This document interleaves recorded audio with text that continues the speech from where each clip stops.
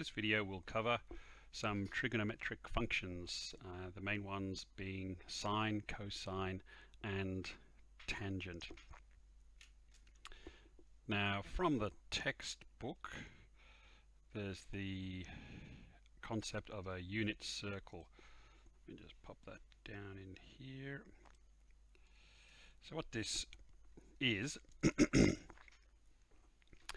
it's showing a unit circle that has a radius of 1.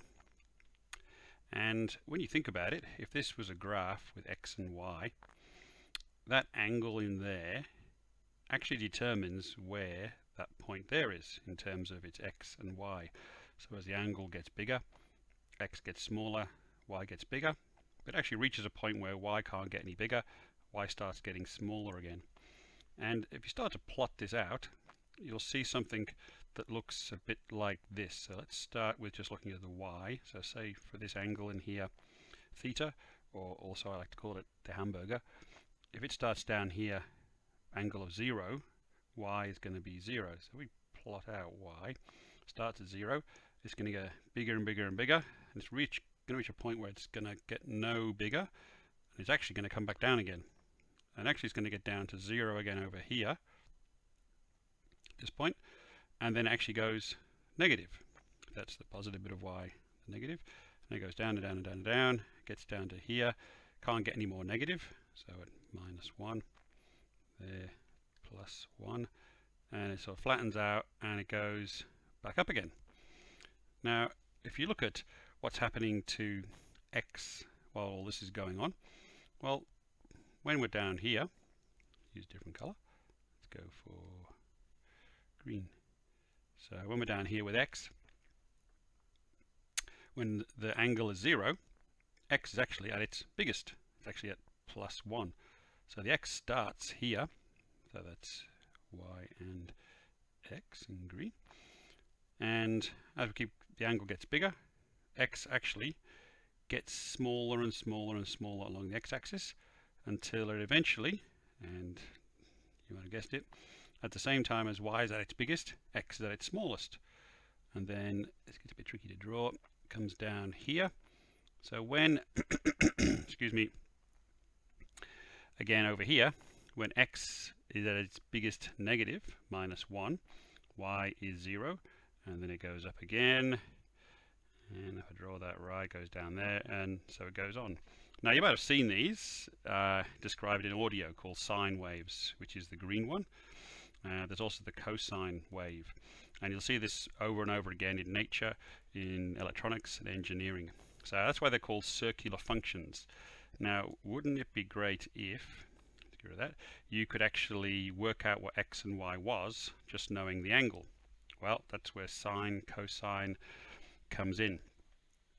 So if you want to find out what y is here, y is, let me check my notes, make sure I get this wrong.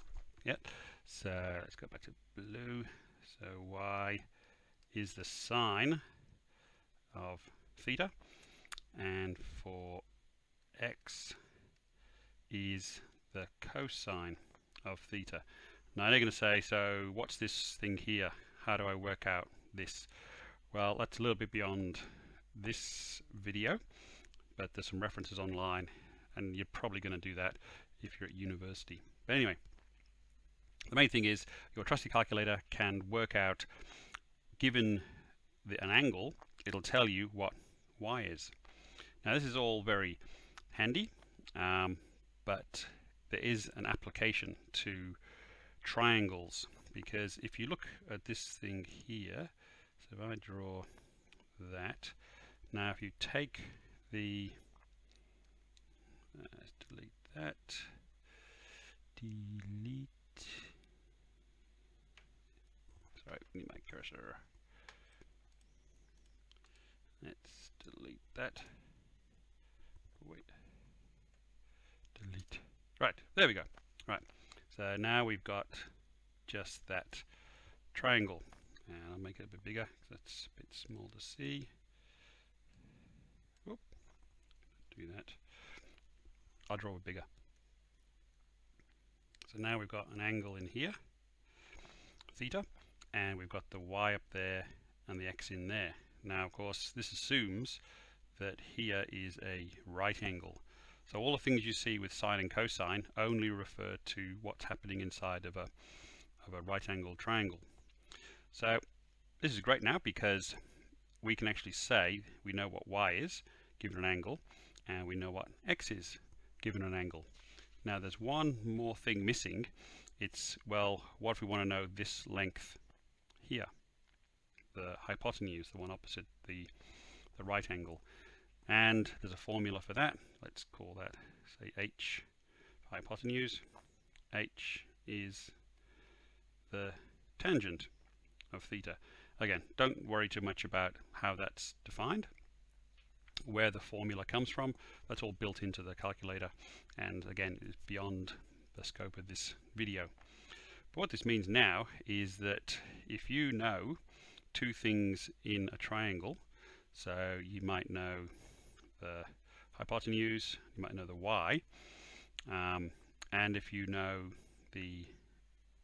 if you know actually only two things, if you know the hypotenuse and the angle, or you know y and the angle, or x and the angle, you can actually start to work out what's happening with the other sides, and even you can go back and work out, for example, the angle. So this gives us a lot more tools for solving triangles. So, and there's one other thing I'll cover. Trying to remember what's happening inside of a triangle can be a bit tricky.